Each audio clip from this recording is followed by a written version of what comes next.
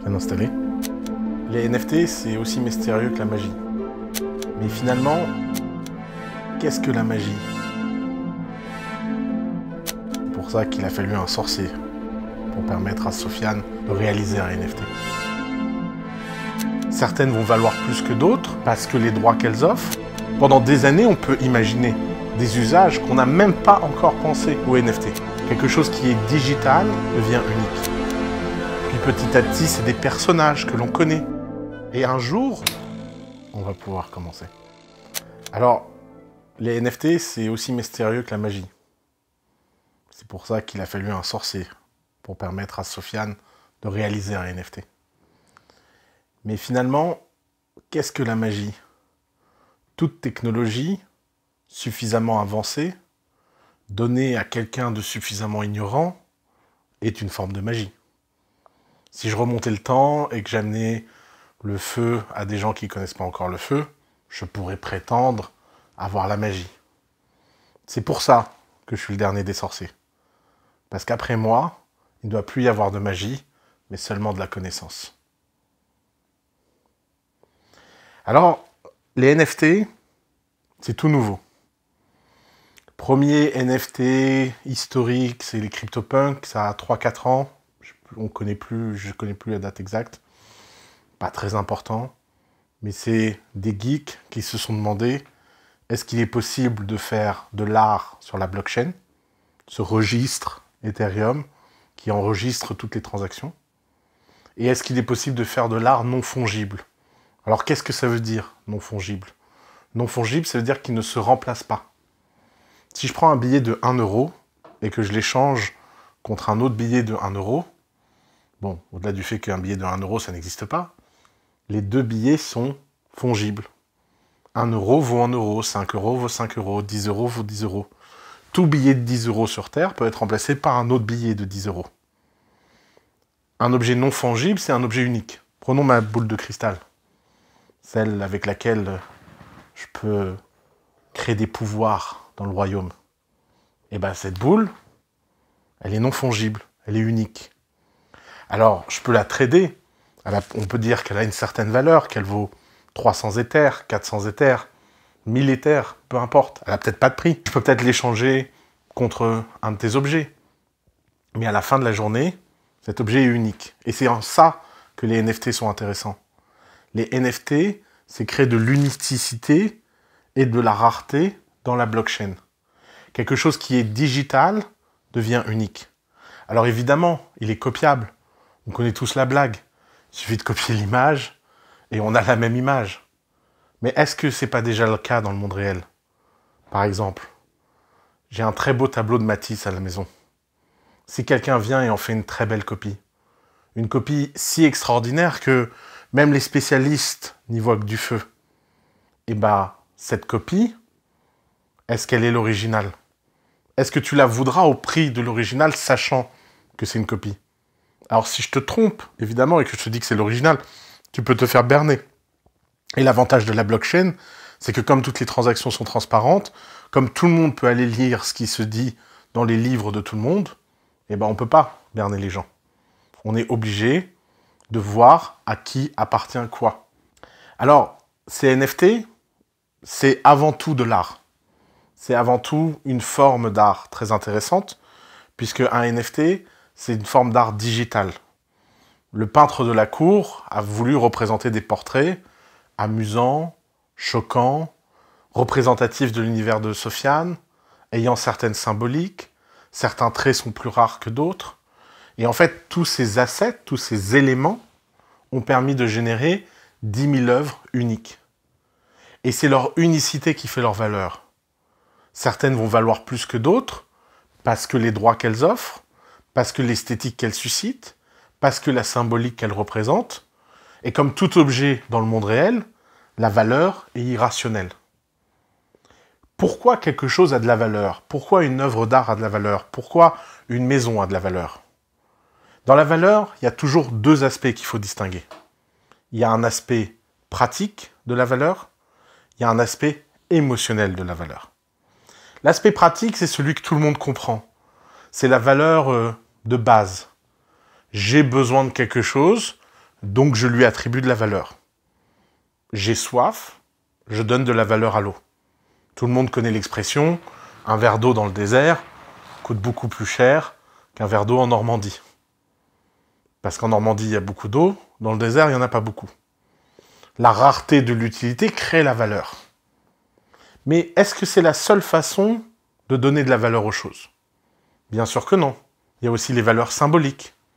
On comprend tout ça en ayant des objets auxquels on tient parce qu'on a une histoire avec eux. Par exemple, mon carnet de notes d'enfant n'a aucune valeur, mais pour moi, il a beaucoup de valeur. Donc la valeur, elle peut être asymétrique. Quelque chose qui a de la valeur pour moi n'en a pas forcément pour les autres. Et des fois, des choses qui n'ont aucune valeur pour moi en a beaucoup pour les autres. Dans le monde des NFT, il y a eu beaucoup de gens très cyniques qui ont créé des JPEG et les ont revendus au premier venu, en se disant que ça valait rien et que c'était des cons. Sauf que comme beaucoup de gens se sont dit que ça valait quelque chose, ça a fini par valoir beaucoup plus que ce que ces arnaqueurs ont pu en retirer. Et de ne pas avoir cru à leurs propres œuvres les a mis dans une situation de ne pas profiter de la valeur réelle. La valeur, elle est mystérieuse. Des fois, elle monte, des fois, elle baisse. Et ce qui, un jour, a eu de la valeur, n'a pas forcément de la valeur pour toujours. C'est pas parce qu'à un moment donné dans l'histoire de l'humanité, on décide que quelque chose a énormément de valeur, que cette valeur va rester. Et c'est en ça que la magie de la valeur. Alors nous, on a décidé de faire un NFT qui n'est pas simplement une œuvre d'art, mais qui est aussi une utilité. On a triché, on a joué un peu sur les deux tableaux.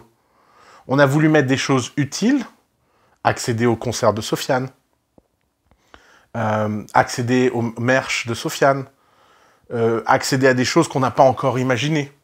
Puisque finalement, un NFT, c'est un objet unique, et comme tout objet unique, c'est une clé, et on peut créer des serrures avec des portes magiques, et on peut dire que certaines clés vont ouvrir certaines portes.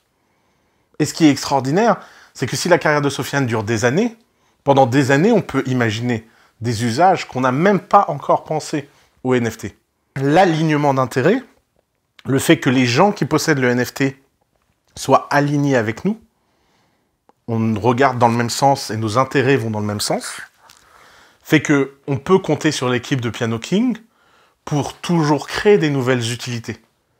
Parce que plus il y a d'utilités, plus la valeur du NFT monte.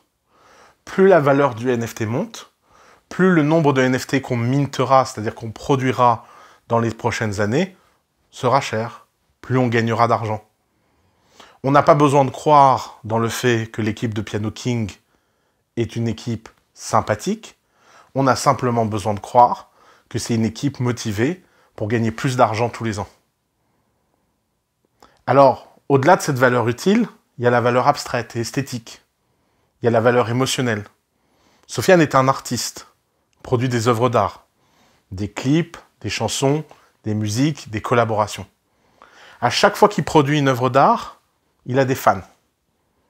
Une petite œuvre produit quelques fans, une très grande œuvre peut produire beaucoup de fans. Et quand on est fan, on a besoin de sentir appartenir à un club, on a besoin de vouloir adhérer à quelque chose de plus grand que soi, et on a besoin de vouloir posséder un petit bout de l'artiste. Et ça, c'est la deuxième valeur de long terme de ce NFT. Plus Sofiane monte dans sa carrière, plus le fait qu'il n'existe que 10 000 œuvres d'art à acheter a de l'importance. Puisque d'un seul coup, c'est en accédant à ces œuvres d'art qu'on peut représenter socialement son appartenance à l'esprit Sofiane Pamart, qu'on peut dire qu'on est de la culture de Sofiane Pamart, ou qu'on est de la famille au sens très élargi de Sofiane Pamart. Et c'est en ça que tout l'imaginaire qu'on crée du royaume, du sorcier, etc., participe à la valeur. Au début, c'est anecdotique, c'est un petit jeu. Puis petit à petit, c'est des personnages que l'on connaît. Et un jour, ce sera une œuvre complète qui participe à la glorification d'un objet qui a une valeur parce qu'il est rare. Et pourquoi il est rare? Parce que c'est un NFT. Alors, pourquoi on peut faire ça avec les NFT et qu'on ne pouvait pas le faire avant? Pour 3 raisons. D'abord, parce que les NFT prennent un concept qui est très important du monde de la crypto, c'est le trustless. Qu'est-ce que c'est le trustless? C'est le fait de ne pas avoir besoin de faire confiance. Pourquoi? Parce que le smart contract définit un certain nombre de règles que tout le monde peut lire, tout le monde peut regarder. La structure d'incitation de comment on va produire des Piano King, pendant combien de temps on va produire des Piano King, comment on va les émettre, à quel prix, tout ça est codé et inviolable. Donc il n'y a pas besoin de me faire confiance, il n'y a pas besoin de croire en ma parole, il suffit de regarder Smart Contract. Alors la plupart d'entre vous qui regardez cette vidéo êtes évidemment incapables de lire ce Smart Contract, mais vous pouvez toujours demander à quelqu'un qui sait le faire d'aller chercher cette information pour vous. Et dans le Discord, énormément de développeurs sont venus nous challenger, nous poser des questions, nous aider à améliorer ce Smart Contract. Donc ça, cet élément très important qui est de pouvoir inscrire dans le temps une émission de valeur et inscrire un objet de valeur sans avoir besoin de faire confiance à l'autorité qui l'a émise, ça a beaucoup de valeur. La deuxième chose, c'est que c'est un objet financier. Comme tous les objets financiers, il y a des gens qui l'achètent par passion, mais il y a des gens qui l'achètent simplement par intérêt. Et les gens qui l'achètent par intérêt sont en fait aussi intéressants que les gens qui l'achètent par passion, puisqu'ils participent à la valeur des gens qui l'ont acquis par passion. Et évidemment, ce qui est intéressant pour nous, c'est que comme c'est un objet financier dont la valeur croît avec le temps, et ben les gens peuvent, de génération en génération, le revendre et en profiter. Avoir soutenu Sofiane dans les premières heures, si ça marche, ça rapporte quelque chose. Et ça, c'est enthousiasmant. Ça, c'est un alignement d'intérêt. Et cet alignement d'intérêt, le fait que ce soit un objet financier qui a de la valeur et que ce ne soit pas une valeur qui dépende du bon vouloir de l'émetteur, mais vraiment de l'objet en soi, ça permet à des gens de se mobiliser. Pourquoi autant de gens travaillent à faire des œuvres d'art, du marketing, du support client, etc. Parce que c'est pour eux la meilleure façon de donner de la valeur à l'objet qu'ils ont acheté. Et ça, c'est unique. Ils sont propriétaires d'un objet sur lequel ils peuvent avoir une influence, au même titre que Sofiane, sur la valeur de cet objet. Et on a une boucle d'alignement incroyable.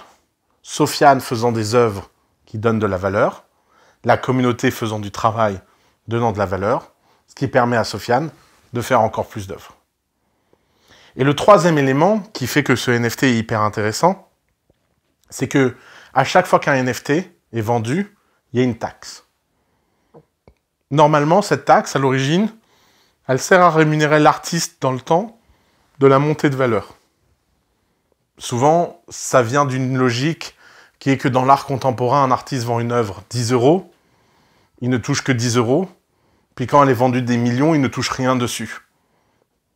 L'idée, c'est que comme c'est un objet numérique, traçable, inviolable, on peut faire un smart contract, c'est-à-dire un contrat qui est exécuté sur la blockchain et auquel personne ne peut s'opposer.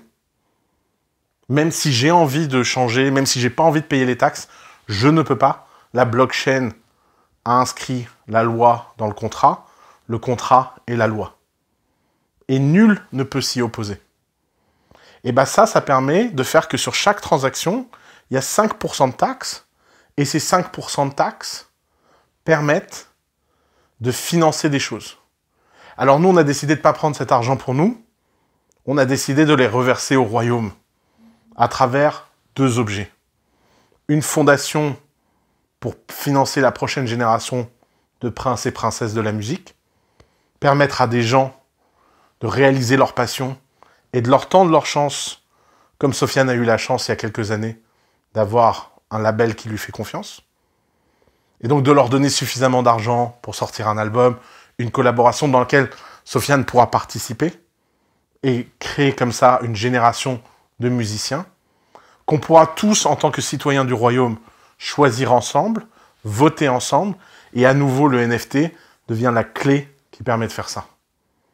Et aussi, l'autre moitié, pour faire des clips, pour faire des œuvres, qui participent à la renommée de Sofiane et donc participent de facto à la valeur des NFT qui lui sont liés. Tout ceci est possible grâce à la technologie blockchain. Mais finalement, comprendre les détails de la technologie blockchain n'est pas si important. Parce que la technologie blockchain est un instrument qui permet de faire tout ça, mais ce n'est pas la valeur de tout ça. Je m'explique. Une des craintes que les gens ont, c'est de se dire « J'achète mon piano King 0.5 Ether, ce qui fait aujourd'hui X euros, et dans quelques mois, l'Ether a baissé, donc la valeur de mon piano King a baissé. » Bien sûr que non. Une des choses les plus incroyables avec les NFT, c'est que leur valeur utilitaire et esthétique croît complètement indépendamment du sous-jacent qui les price. Si l'Ether monte, le prix en Ether du NFT baisse. Parce que les gens verront la valeur en euros de ce qu'ils achètent et pas la valeur en Ether. A l'inverse, si l'Ether venait à s'écrouler, les gens mettraient plus d'Ether.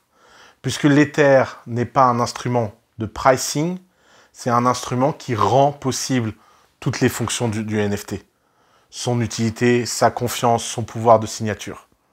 Et quel que soit le prix du réseau, les gens se diront bah, ça vaut plus d'Ether parce que finalement, je pense que ça vaut 10 000 ou 20 000 euros. Et aujourd'hui, 10 ou 20 000 euros, c'est plus d'Ether. Et en ça, c'est un objet non spéculatif et c'est hyper intéressant. Alors, tout ceci est qu'une première introduction. Évidemment, on va se revoir. Tout ceci est compliqué, mais passionnant. Et je suis là pour vous accompagner à essayer de comprendre. Alors, j'espère que je vous donnerai envie de rejoindre la Royal Academy pour devenir des étudiants assidus du monde du Web3, de la blockchain, au service de notre roi et pour la gloire du piano. Merci.